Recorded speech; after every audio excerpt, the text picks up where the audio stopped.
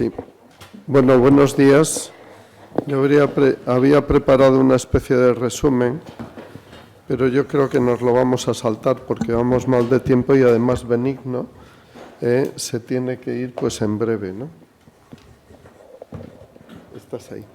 Entonces yo os pediría que si hay alguna pregunta relacionada con la exposición de Benigno, pues la hagáis pues en primer lugar antes de que se pueda ir, ¿no?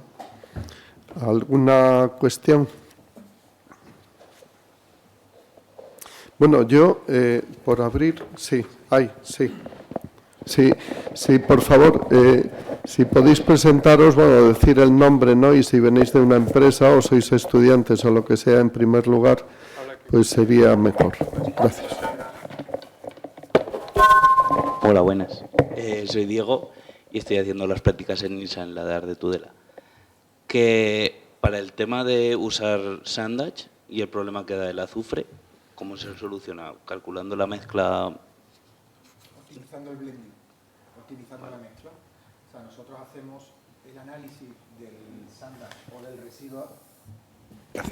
del residuo de alta carga orgánica que nos llegue, le hacemos un análisis previo, ¿vale? Y en función de eso ya tenemos optimizada cuál es la mezcla para depositar dentro del digestor anaerobio. Es decir, sabemos que, vamos, eso es una cuestión de dosificar. Por ejemplo, Sevilla tiene el mayor naranjal de Europa dentro de la ciudad, tiene 40.000 naranjos dentro de la ciudad. Son naranjos amargos. Esas naranjas nos las llevan a la depuradora, las trituramos, la cáscara va a compostaje y el zumo lo metemos en digestión. Entonces, durante los 3 meses de enero podemos aumentar la dosificación de productos Sandage porque compensamos con la fructosa del azúcar, ¿vale? A partir de febrero, que ya dejamos de tener ese zumo, pues tenemos que reducir la cantidad de residuos Sandage que metemos en nuestros digestores, porque aquí la clave es reducir la producción de azufre y, sobre todo, cuidar la flora del fango. Es decir, aquí lo fundamental es que no se te vaya un digestor, porque los que estamos en esta mesa y si sabemos lo que es que se te vaya un digestor, eso sí que es un problema, ¿vale? Entonces, hay que calcular muy bien el balanceo de la relación carbono-nitrógeno dentro del digestor, ¿vale? Y eso a través de pruebas. ¿Y el transporte quién lo paga? El transporte del productor del residuo. Vale. Ahí tenemos convenios de todos los tipos, desde que nosotros nos hacemos cargo, generalmente el 90% se hace cargo el productor. Nosotros nos hacemos cargo desde la puerta de la depuradora hacia adentro. El 90% de los casos. Algún caso concreto nos podemos hacer cargo del transporte, pero es mínimo. Vale, gracias. Sí, ¿alguna otra pregunta? Yo me gustaría incidir, Benigno, en lo que has comentado de la comunicación. Es decir, creo que es un tema importante porque, claro, esta directiva, cuando ya estábamos muy a gusto, ¿no?, pensando que ya estábamos cumpliendo la directiva del 91, pues viene esto y realmente supone un reto impresionante, como se ha visto. Entonces, es verdad, porque claro, se han planteado aquí muchas cuestiones. Una es quién va a pagar todo esto, ¿no? Y claro, si se va por la vía de la tarifa o de los canon, pues claro, esto el ciudadano ya tiene bastante presión y no se va a ver bien. Entonces yo creo que un tema importante que has comentado es el tema de la comunicación, ¿no? Vender todo esto no simplemente como Ladar, sino realmente como una estación descontaminante, ¿no? Yo no sé si bueno, puedes incidir más en esto o algún otro quiere comentar. Yo lo había comentado con él antes, las empresas de abastecimiento y saneamiento de agua comunicamos muy mal. Generalmente hay buenos tecnólogos, generalmente hacemos el tratamiento razonablemente bien, financieramente se suelen decir que son las joyas de la corona de los ayuntamientos, pero comunicamos mal. De hecho, no sé cuánto de vosotros sabéis el consumo diario que vosotros tenéis. ¿Os habéis sorprendido cuando yo he dicho que en Sevilla tenemos un consumo de 100 litros por habitante día? ¿Sabéis cuánto consumís vosotros en vuestras viviendas de manera diaria? No lo sabéis, con lo cual es que comunicamos rematadamente mal. Comunicamos rematadamente mal porque no sabéis el consumo, o sea, la parte tarifaria que vosotros invertís en agua frente a telefonía, iluminación, o sea, electricidad, gas, etcétera. Comunicamos rematadamente mal. Y una subida de tarifas en el sector del agua puede suponer quizás €1 al mes por habitante. Pero, insisto, comunicamos rematadamente mal. Y todo este plan de inversiones del Reglamento de Dominio Público Hidráulico o de la TARU va de dinero. No nos vayamos a... La tecnología prácticamente está. Unos podremos utilizar una, otros podemos utilizar otra en función de las caras, pero esto va de inversión. Y la inversión, ¿quién la va a pagar? La vamos a pagar entre todos, no nos vayamos a equivocar. Ya será vía tarifa, ya será vía canon. Pero tenemos que ser conscientes que el agua en España es barata. Es muy barata y que no cumple la directiva marco que comentaba antes Ángel al principio, de la directiva marco del agua de recuperación de costes. No lo cumple. Entonces, el agua en España es barata, todavía tiene recorrido y os comparo con cualquier otro suministro que tengáis en casa. Pero las empresas de abastecimiento comunicamos mal. Somos principalmente tecnólogos y no nos dedicamos a la campaña de sensibilización, que es la que realmente tendremos que hacer con esto. No sé si alguno más quiere... Hay una pregunta en el chat. Bien, pues sí. Preguntan, Leticia Martín Gil, en Tudela, ¿la digestión será continua o batch? Sí, será en batch. Yo creo que le he comentado, para asegurar la higienización, tenemos que tener al menos 20 horas a 55 grados el fango. Eso quiere decir que cargaremos una vez al día.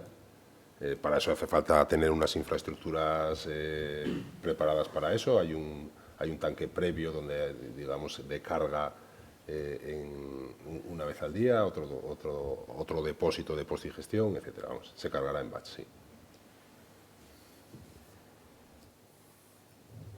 ¿Alguna otra pregunta? Sí, Fernando. No he podido estar toda la jornada y demás, pero creo que es un sitio adecuado para decir dos ideas. La primera, y así no se me olvida. Sí, la primera, y así no se me olvida. La defensa y la innovación. Estamos en el sitio donde se innova. Todas estas soluciones, todas estas estrategias están basadas en el día a día de equipos de innovación que nos han marcado cuál es el camino más adecuado, y esa era la segunda idea, de cada uno de nosotros. Aquí no hay una única solución. Cada organización, cada circunstancia tiene que también elegir cuál es su solución tecnológica más adecuada.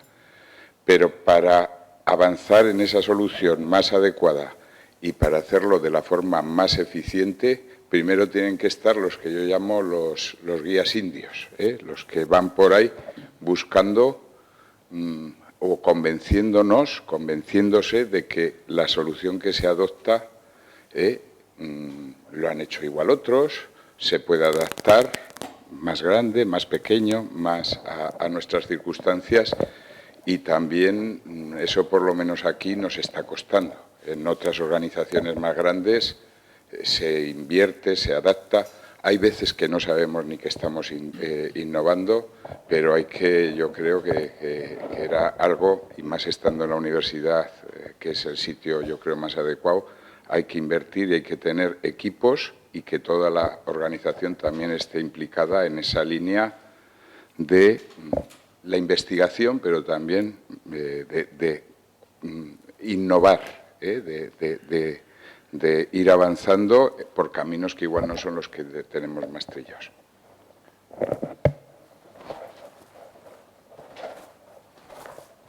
¿Alguna otra pregunta? Bueno, yo hay un aspecto que me ha llamado la atención. Claro, con el avance tecnológico esto nos está permitiendo pues tomar muchas más medidas de parámetros e indicadores que antes pues no conocíamos, ¿no? Y hemos descubierto pues todos los contaminantes emergentes, pero me ha llamado la atención en el tema de las bacterias resistentes. Entonces, ¿eso se está controlando o cómo? Sí, pues como he contado un poco cuando he intervenido, pues son preocupaciones emergentes porque antes no se medían y ahora sí, y nos damos cuenta que están. Y es curioso porque antes de que empezáramos a tener resultados ya salían en prensa artículos que hablaban de que las depuradoras podían ser focos de producción de bacterias resistentes. porque había antibióticos, había bacterias, había aire y ahí nos crecían. Entonces debíamos estar llenando los ríos de bacterias resistentes, ¿no? Eso lo he leído en prensa, y lo mismo con los contaminantes emergentes. Entonces, cuando nos ponemos a hacer estudios, a hablar con otras comunidades que están haciendo estudios, y la realidad es que los contaminantes emergentes, gran parte de ellos se eliminan en un buen porcentaje en la depuradora. Se eliminan, quiero decir, que entran y no salen. No me voy a meter en si se oxidan, si los retiramos y demás.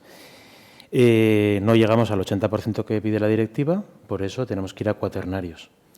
Si tuviéramos un poco más de cuidado con lo que vertemos, porque los contaminantes emergentes llegan porque los vertemos, tal vez no harían falta cuaternarios y no haría falta el doble de energía en las depuradoras. Y las bacterias resistentes pasa lo mismo. Cuando empezamos a medir los antibióticos, empezamos a colaborar con el Plan Nacional de Resistencia a Antibióticos y empezamos a recopilar información. Además, empezamos con un proyecto, con el proyecto Emergency que tenemos ahora, y empezamos a medir. ¿Y qué vimos?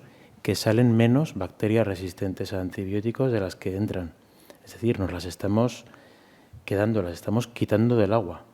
No sé si crecerán o no en nuestra depuradora, pero el balance neto es que salen menos de lo que llegan. Y es tanto el déficit que estabais comentando de comunicación y demás, ¿no?, que ahora, este mes, nos hemos puesto en contacto el Plan Nacional de Resistencia a Antibióticos con AEAS, con la Comisión Quinta de Depuración de AEAS. Es curioso que llevaran 8 años trabajando en el Plan Nacional de Resistencia a Antibióticos en el área de medio ambiente, y todavía no había habido un nexo de unión depuradoras y PRAN. Es decir, que hemos pasado las depuradoras a ser un foco que hay que vigilar, porque parece que estamos vertiendo bacterias resistentes, antibióticos, pues lo que decíais, ¿no?, una instalación que contamina. Hemos pasado a ser un actor fundamental para luchar contra este tipo de contaminación, que es un poco el cambio de paradigma que decía Benigno, que pasamos de ser instalaciones que contaminan a instalaciones que depuran. Pues no solo la materia orgánica y los nutrientes, también este tipo de contaminantes emergentes y estas bacterias también las reducimos. Igual no tanto como pide la directiva, por eso tenemos que invertir, pero no sé si va a ser más invertir nosotros o invertir en comunicación y que nos lleguen menos, que las empresas farmacéuticas que no tengan que pagar el cuaternario con el dineral que va a suponer. A lo mejor un paso previo es que se pongan una pequeña depuradora en su instalación, ¿no?, donde hay muy poco caudal y mucha concentración de estas sustancias. A lo mejor trabajando en origen conseguimos que la inversión sea menor, que la subida de energía sea menor y que los costes sean menores. Pero bueno, yo creo que es un camino muy difícil y no sé si estamos a tiempo de llegar a eso, o vamos a tener que atacar a los inmensos caudales que tenemos con contaminación.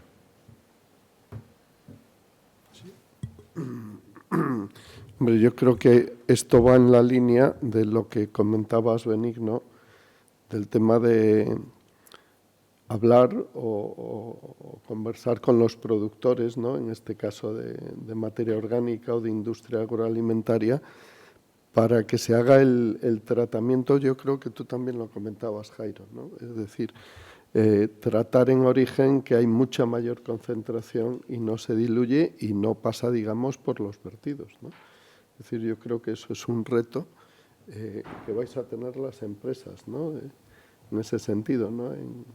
Y probablemente les sea mucho más rentable que una normativa en la que ellos van a tener que asumir costes, que al final va añadido ahí todo lo que es el vertido, ¿no? No sé, Gregorio, si quieres. Por incidir un poco en lo que han dicho, siempre en este tipo de análisis trae más a cuenta depurar en origen que llevar hasta la depuradora. Lo que comenta Jairo es cierto, administrativamente tal vez sea más complicado, porque es mucho más fácil poner el foco donde sale el tubo al río, porque seguramente será más fácil de controlar y sabemos a quién disparar, que son los poseedores de las autorizaciones de vertido, pero sería mucho más eficaz ir a tratar en origen, como en tantas cosas, como en los SUDs. Sí, sería un principio a contemplar. Y bueno, ya que estás hablando, Gregorio, te voy a hacer una pregunta. Perdonad que monopolice, pero si Si alguien tiene alguna intervención, le doy el turno antes, que es por mantener el debate, ¿no? Hay una cuestión, lo que ha dicho Jairo antes, si quieres días felices, pues no analices, ¿no? Y es lo que está ocurriendo, es decir, bueno, muchas gracias, Benigna. Entonces, gracias a esa innovación tecnológica, nos está permitiendo tener mucho más control y medidas de todo tipo. Es posible que ahora hay una normativa de análisis de fangos, ¿no? Es posible que en algún momento se requieran más análisis y pueda haber problemas para que se apliquen los fangos o el compost urbano al ámbito agrícola. Sí, eso igual te responde. Sí, con la nueva directiva. Sí, os he comentado que ahora se está empezando a trabajar desde casi cero en la nueva directiva europea de tratamiento y destino de los fangos. Antes de eso, existe una entidad a nivel de Europa, que es el Observatorio de Biosólidos, que lo que han decidido es, antes de legislar, antes de ver si hay problemas, o sea, vamos a analizar. Entonces ya hay una iniciativa que se va a hacer ahora durante el 2025, que desde todos los países miembros vamos a mandar unas cuantas muestras. Desde Navarra yo creo que vamos a mandar un par, una de la Mancomunidad y otra de NILSA, para que se centralice en un laboratorio y analicen todos estos compuestos. Los analicen y los comparen con lo que hay en los suelos, con lo que hay en otros productos que aplicamos, con lo que hay con los purines, con los que hay en la gallinaza, ¿no?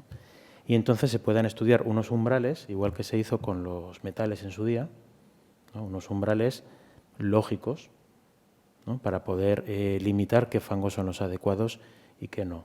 Y va a pasar como con los metales, ¿no? ¿Un fango tiene zinc? Sí, claro, tiene zinc. Tiene 100 veces menos del zinc que es seguro aplicar en agricultura. Entonces, claro que tiene, no vamos a decir que no, pero tienen unos valores limitados, igual que lo tienen los abonos inorgánicos, también tienen sus metales, tienen sus compuestos. Entonces lo que va a hacer es limitarse para que no haya pues una contaminación en suelos, pero va a ser muy similar a lo que se ha hecho hasta ahora. Entonces ahora estamos en fase de aprender, de medir, de recoger todos los fangos que podamos y de ver pues si hay algunos de alguna zona que es mejor no aplicarlos, si hay algunos que es mejor para aplicación, es un poco pues ese estudio. Pero bueno, al ritmo que van las cosas, pues dentro de 5, 6, 7 años yo creo que tendremos conclusiones.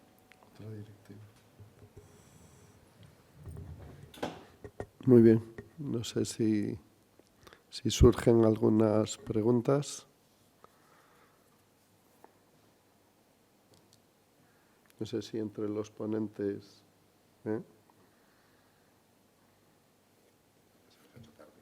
Sí, se nos ha hecho tarde ya.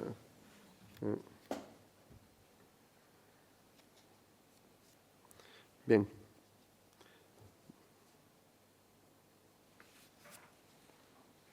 Yo tenía preguntas aquí para Ángel, porque claro, hay cuestiones que salían, pero igual las podéis. Se han comentado el tema de población equivalente, no tanto para el diseño de plantas, sino para el requerimiento de implantación de tratamiento terciario y secundario de lo que viene. España tiene una gran población que está en las costas y está sometido a una población estacional turística que puede oscilar, pues bueno, entre, no sé, ahora se me ocurre una de Cantabria que puede estar entre 2.000 y 80.000 habitantes, ¿no? Esas poblaciones, ¿cómo lo contempla la normativa?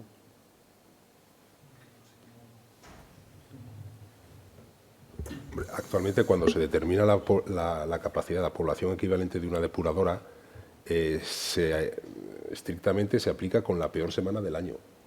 Es decir, que si una población estacional en punta de verano, pues no sé, pues tiene 100.000 habitantes y a la depuradora llega lo equivalente a 100.000 habitantes, pues esa es su capacidad y esa es digamos, en la determinación de los umbrales que se habla, ¿no? Pues las de más de 150, pues ese es el dato que se toma para establecer los umbrales de esa depuradora.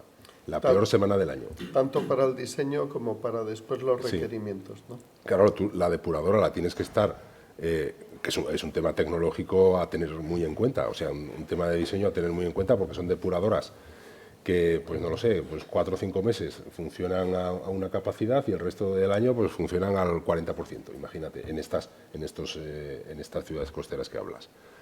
Y desde el punto de vista legislativo, legal y demás, o sea, la determinación de los habitantes equivalentes de esa población, de esa depuradora, se establece con la peor semana del año. Con lo cual, muchas de esas depuradoras que durante todo el año pues tienen muy poca población, entrarán dentro del rango de poblaciones mayores y será de aplicación la nueva directiva. Y yo no sé, aquí estáis de dos empresas, ¿no?, gestoras del tema, es decir, ese principio de que el que contamina paga, es decir, y que eso ¿se ha pensado algo de cómo se va a implementar? Es decir, el caso de las toallitas, ¿no?, o en el caso de las farmacéuticas y las... ¿eso se ha pensado algo? En Mancomunidad, por ejemplo, o NILSA tiene un canon, pero en Mancomunidad, cuando uno tiene el ciclo del agua, ¿no?, y después tiene transportes, es decir, está perfectamente diferenciado lo que es ciclo del agua del tema de transportes. Sí, a ver, dentro de la mancomunidad en concreto sí que se busca esta diferenciación y más con la movilidad, con el transporte, porque lo lleva directamente la mancomunidad, no los servicios de la comarca Pamplona. Bueno, es un pequeño matiz. Pero ¿cómo se ha pensado o si se está pensando o cómo abordar quien contamina paga? Esa yo creo que es la pregunta que se ha hecho siempre y no tengo respuesta a cómo se va a aplicar con la nueva directiva. Pues es lo que comentaba Ángel también, de que ojalá fuera tan sencillo estos sistemas de estas empresas que se encargan de scraps, que ha comentado que había de los filtros de cigarrillos. Nosotros no hemos visto €1 de esto. Yo no sabía ni que existía ese scrap. A ver si la finalidad de esa recaudación va a donde tiene que ir, a las depuradoras y a estas empresas. Muy bien, pues no sé si hay alguna pregunta No, yo creo que ya no. Podemos dar por finalizada. Yo simplemente me gustaría, pues bueno, el recalcar un poquito los retos que surgen de la nueva directiva, ¿no? Yo creo que las empresas al final se impone una directiva y todo el mundo... o todas las empresas se ponen a ver cómo pueden cumplir la normativa. Desde luego ya se ve que venían trabajando pues desde hace mucho tiempo en cumplir estos requisitos o estos retos medioambientales.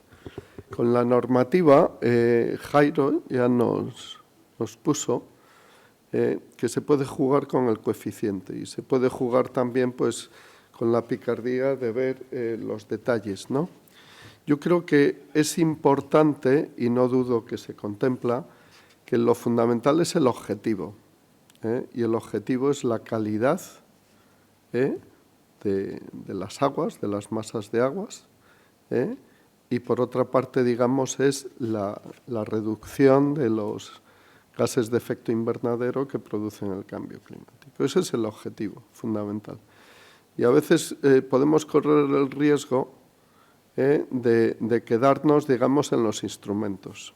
Entonces, yo creo que es importante, pues, insistir en ese tema, ¿no? Esto del cumplimiento, que no se produzca un cumplo y miento, ¿no? Es decir, la finalidad es esta.